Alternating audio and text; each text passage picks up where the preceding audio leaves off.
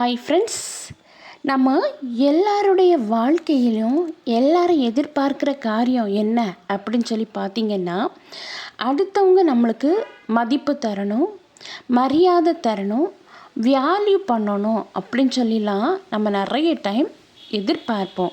ஆனால் சில நேரம் என்ன பண்ணுவாங்கன்னா, நமக்கு தெரிஞ்ச பர்சன் நம்மளை ஒரு ரெஸ்பெக்ட் பண்ணுறதே இல்லை. அப்படிங்கும்போது நம்ம மனசில் ரொம்ப வலி ஏற்படும். ஃபார் எக்ஸாம்பிளுக்கு சொல்ல போனால், நம்ம ஒரு இடத்துக்கு போயிட்டுருக்கணும் வைங்களேன், அந்த இடத்துல ரோட்டு சைடில் யாராவது ஒருத்தங்க தர்மம் எடுத்துகிட்டு இருக்காங்கன்னு வைங்களேன், அவங்கள யாருமே மதிப்பு கொடுக்கறதில்ல, மரியாதை கொடுக்கறதில்ல, அவங்கள ஒரு நபர்னு வேல்யூ பண்ணுறதே இல்லை. அப்போது அதே நிலமை சில டைம் என்ன ஆகுது அப்படின்னா, நம்மளுக்கு பிடிச்சவங்களே சிலவங்க இதே மாதிரி ஏளனமாக பார்க்குறதும், எந்த ஒரு ரெஸ்பெக்ட் இல்லாமல் நம்மளை அவாய்ட் பண்ணிட்டு போகிறதுமா இருக்கும். அப்போது நம்ம எல்லாத்துக்கும் வாழ்க்கையில என்ன யோசிக்கிறோம் அப்படின்னா, நம்ம பேரண்ட்ஸ் நம்மளை மதிக்கணும், நம்ம ஃப்ரெண்டு நம்மளை மதிக்கணும், நம்ம ஆஃபீஸில் வேலை பார்த்தோன்னா நம்ம ஆஃபீஸில் உள்ள நம்ம கூட வேலை பார்க்குறவங்க நம்மளை வேல்யூ பண்ணணும். குறிப்பாக நம்ம பார்ட்னர் நம்மளுக்கு ஒரு நல்ல ரெஸ்பெக்ட் கொடுக்கணும்.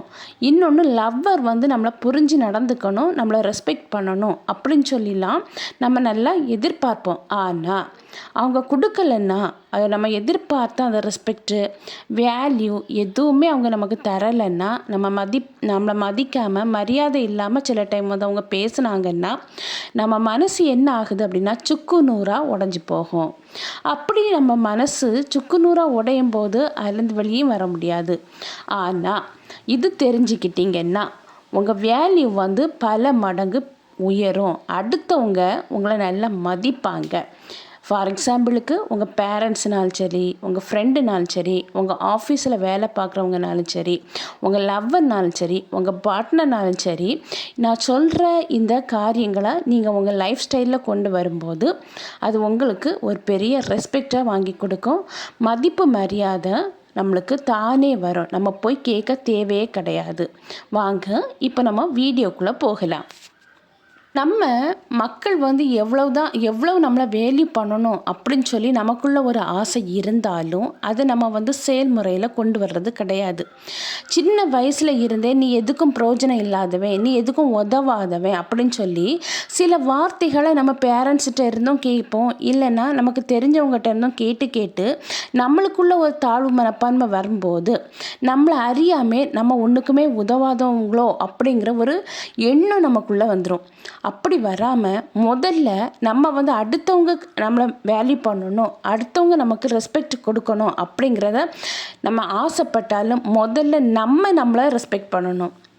எப்படின்னு பார்த்தீங்கன்னா, நம்மளால் எதுவுமே முடியாது அப்படிங்கிற, எதுக்குமே நம்ம பிரயோஜனம் இல்லை அப்படின்னு சொல்லி அடுத்தவங்க சொன்னாங்க தெரியுமா, அதை வச்சு நீங்கள் உங்கள் மனசுக்குள்ளே இருக்கிற தாழ்வு மனப்பான்மை எடுத்து வெளியே போட்டுட்டு நம்மளால் எல்லாம் முடியும், நம்மளால் எல்லாமே பண்ண முடியும் அப்படிங்கிற ஒரு நல்ல ஒரு எண்ணத்தை கொண்டு வரணும். அதே போல தான் நீங்கள் யார் எங்கே கூப்பிட்டாலும் உடனே போயிடக்கூடாது. யார் எப்போ உங்களை தேடினாலும் உடனே கிடைக்கிற மாதிரி நீங்கள் இருக்கக்கூடாது. குறிப்பாக என்ன சொல்கிறேன்னா, நீங்கள் எல்லாத்துக்கும் அவைலபிளாக இருக்கக்கூடாது. உங்களை பார்க்கணுன்னு நினச்சா உடனே பார்க்குற மாதிரியும், இவங்க இந்த இடத்துல இருப்பாங்க அப்படின்னு நினச்சாங்கன்னா அந்த இடத்துல போனால் அவங்கள பார்த்துடலாம் அப்படிங்கிற மாதிரி ஈஸாக யாருக்கும் அவைலபிள் கிடைக்கிற மாதிரி இருக்காதீங்க. அதே போல் நீங்கள் உங்களுக்குள்ளே ஒரு தாழ்வு மனப்பான்மையோடு இருந்தீங்கன்னா ஈஸாக இவங்களை யாருனாலும் எங்கேனாலும் பார்க்க முடியும் அப்படின்னு சொல்லிட்டு அப்படி ஒரு நிலமையில் நீங்கள் இருந்தீங்கன்னா உங்கள் ஃப்ரெண்டு உங்களை பயங்கரமாக கிண்டல் பண்ணுவாங்க. இவன் சும்மா தான் இருப்பான், எப்போனாலும் சும்மா தான் இருப்பான், இங்கே போனால் பார்த்துக்கலாம் அப்படிங்கிற ஒரு சாதாரணமான ஒரு பொருளாக நீங்கள் அவங்க கண்ணுக்கு தெரிவிங்க. அப்போ என்ன செய்யணும் அப்படின்னா, உங்கள் வேல்யூவை நீங்கள் மேற்படுத்தணும். ஃபார் எக்ஸாம்பிளுக்கு உங்களுக்கு நீ ஒரு ஜாப்பை தேடணும். நீங்கள் உங்களுக்கு பார்த்தாலும் கண்டுபிடிக்க முடியாத அளவு உங்களை நீங்கள் பிஸியாகவே வச்சுக்கணும்.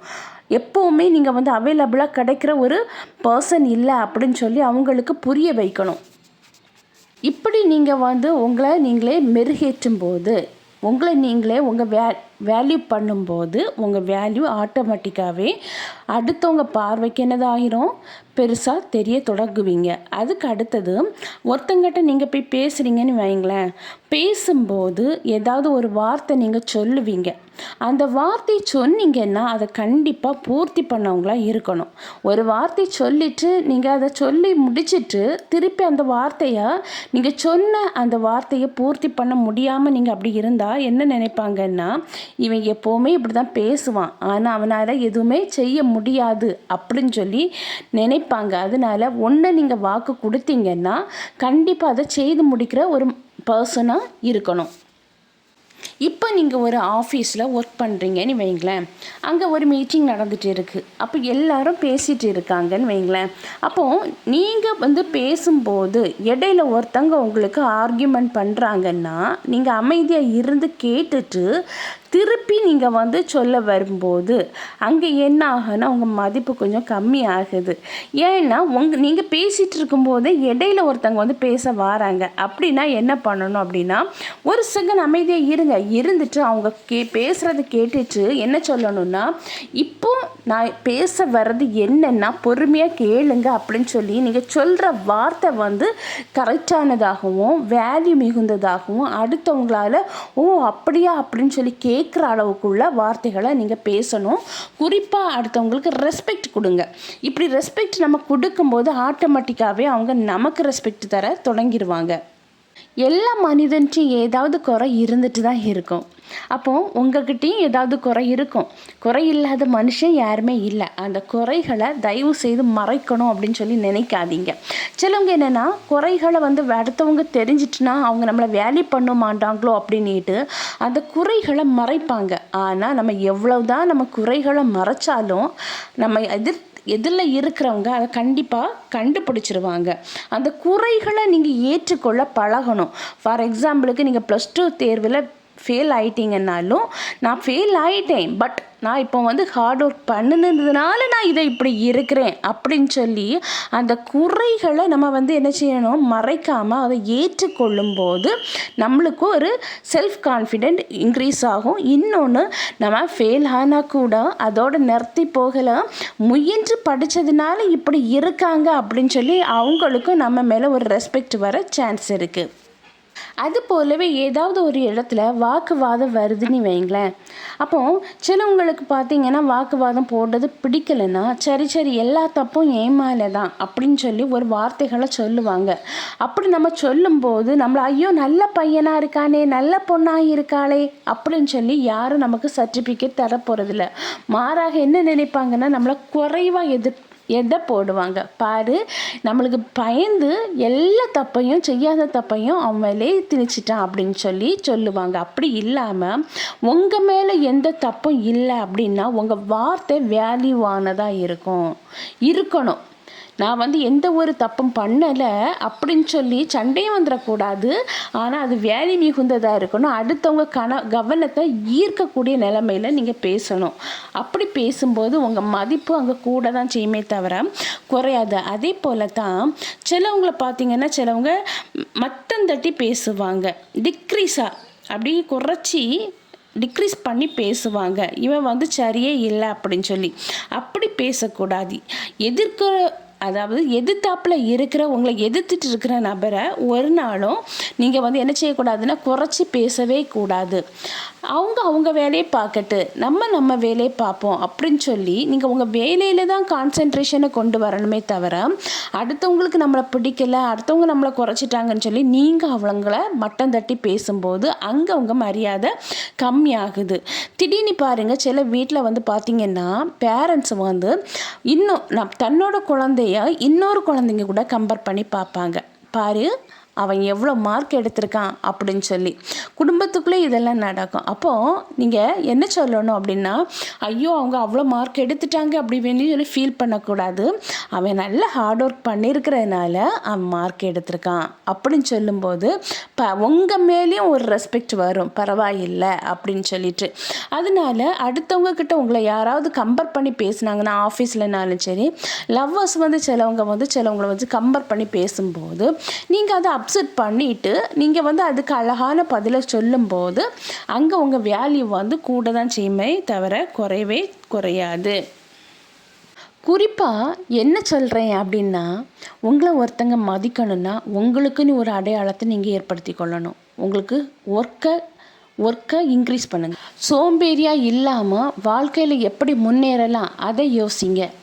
உங்களை நீங்களே மதியுங்க. ஃபஸ்ட்டு செல்ஃப் ரெஸ்பெக்ட் தேவை.